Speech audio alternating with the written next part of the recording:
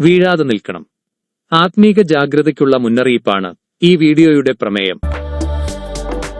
ആകയാൽ താൻ നിൽക്കുന്നുവെന്ന് തോന്നുന്നവൻ വീഴാതിരിപ്പാൻ നോക്കിക്കൊള്ളട്ടെയെന്ന് 1 കൊരിന്ത്യർ 10:12 കാണുന്നു. ഇസ്രായേൽ മക്കളുടെ വീഴ്ചയെ ദൃഷ്ടാന്തമായി വിവരിച്ചതിന് ശേഷമാണ് അപ്പോസ്തലൻ ഈ മുന്നറിയിപ്പ് സഭയോട് പറയുന്നത്. ആരംഭം മുതലേ നോക്കിയാൽ ഉന്നത സ്ഥാനത്തിരുന്നവർ അനേകരും ഓരോരോ കാരണങ്ങളാൽ സ്ഥാനത്തു നിന്നും വീണുപോയതായി നമുക്ക് കാണാം. ഓരോരുത്തരെക്കുറിച്ച് വിശദമായി പഠിക്കുന്നതിന് മുമ്പ് നമുക്ക് ആ ലിസ്റ്റ് ഒന്ന് നോക്കാം.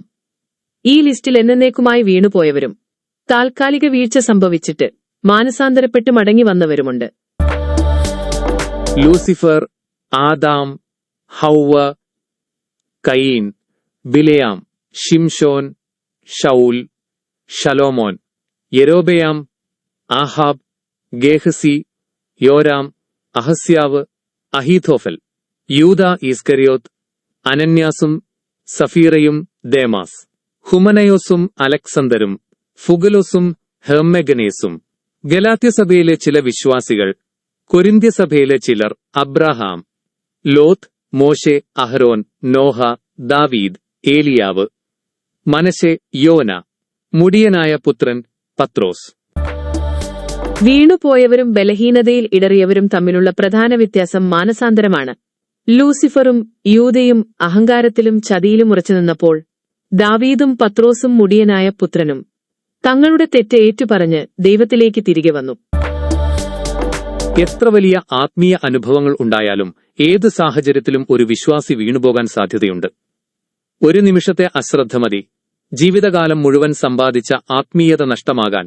അപകടകരമായ അഹങ്കാരം, കൂട്ടുകെട്ടുകളുടെ സ്വാധീനം, ബുദ്ധിയുടെ തെറ്റായ ഉപയോഗം, ദ്രവ്യാഗ്രഹം, ജഡമോഹം, ക്രിസ്തുവിനോടുള്ള ഏകാഗ്രതയും നിർമ്മലതയും ഉപേക്ഷിക്കൽ തുടങ്ങി നിരവധിയാണ് വീഴ്ചയുടെ കാരണങ്ങൾ.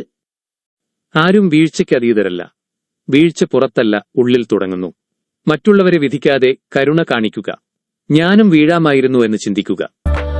ദൈവകൃപയാണ് എന്നെ താങ്ങി നിലനിർത്തിയത് എന്നോർക്കുക. വീണവരുടെ കഥകൾ നമ്മെ കുറ്റപ്പെടുത്താനല്ല, നമ്മെ കാത്തുസൂക്ഷിക്കാൻ ആണ്. വീണുപോയവരുടെ ചരിത്രം നമുക്ക് തരുന്ന സന്ദേശം ഭയമല്ല, ജാഗ്രതയാണ്. നമ്മുടെ ബലഹീനതകൾ തിരിച്ചറിഞ്ഞ് എപ്പോഴും ദൈവകൃപയ്ക്കായി ദാഹിക്കുന്നവരായിരിക്കുക എന്നതാണ് ഒരു ദൈവമകന്റെ ഏറ്റവും വലിയ സുരക്ഷിതത്വം. ദൈവകൃപ കൂടാതെയുള്ള മനുഷ്യന്റെ ഏതൊരു ഉയർച്ചയും വീഴ്ചയുടെ തുടക്കമാണ്. അടുത്ത എപ്പിസോഡ് ലൂസിഫറിന്റെ വീഴ്ച. സൃഷ്ടികളിൽ ഏറ്റവും മനോഹരനും ജ്ഞാനിയുമായിരുന്നിട്ടും സ്വർഗത്തിലെ അത്യുന്നത പദവിയിലിരുന്നിട്ടും ലൂസിഫർ എങ്ങനെ വീണുപോയി? എന്തായിരുന്നു ആ വീഴ്ചയുടെ ആഴം? ഞാൻ ഉയരും എന്ന അഹങ്കാരം എങ്ങനെ ഉദിച്ചു? ആ വീഴ്ച പ്രപഞ്ചത്തിൽ വരുത്തിയ മാറ്റങ്ങൾ എന്തൊക്കെ? ഈ കാര്യങ്ങൾ നമുക്ക് അടുത്ത എപ്പിസോഡിൽ വിശദമായി പഠിക്കാം. വീഴ്ചയല്ല ലക്ഷ്യം, ഉറച്ചു നിൽക്കുവാനാണ് നമ്മുടെ വിളി. വീഴാതിരിക്കുവാൻ ജാഗ്രത, വീണാൽ എഴുന്നേൽക്കാൻ കൃപ. ഉയരുന്നതിലും വലിയ വിജയം വീഴാതെ നിൽക്കുന്നതാണ്. പർവ്വതങ്ങൾ കയറുമ്പോൾ ഇടറി വീഴാം, പക്ഷേ നമ്മുടെ ലക്ഷ്യം മുകളിലാണെങ്കിൽ ഓരോ തവണയും ഇരട്ടി ശക്തിയോടെ എഴുന്നേൽക്കുക. വീഴാതെ നിൽക്കാനുള്ള നമ്മുടെ യാത്ര വിജയകരമാകട്ടെ. നമ്മുടെ ഹൃദയം ദൈവത്തോട് ചേർന്ന് നിൽക്കട്ടെ. നമ്മുടെ ജീവിതം ദൈവത്തിന്റെ വചനത്താൽ നിറഞ്ഞിരിക്കട്ടെ.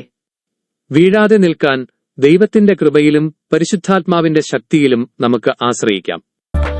അടുത്ത എപ്പിസോഡിൽ ഗഹനമായ പഠനവുമായി നമുക്ക് വീണ്ടും കാണാം. ദൈവകൃപ എല്ലാവരോടും കൂടെ ഇരിക്കുമാറാകട്ടെ. നന്ദി.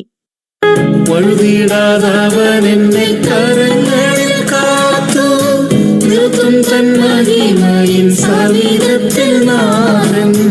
വഴുതിടാതവനെന്നെ കരങ്ങളിൽ കാത്തു നിർത്തും തൻ മഹിമയിൻ സവിധത്തിൽ നാഥൻ. കളങ്കമറ്റാനന്ദ പൂർണ്ണതയോടെ, കളങ്കമറ്റാനന്ദ പൂർണ്ണതയോടെ ഭവിക്കട്ടെ മഹത്വമങ്ങവനെന്നും നാമേ. ഭവിക്കട്ടെ മഹത്വമങ്ങവനെന്നും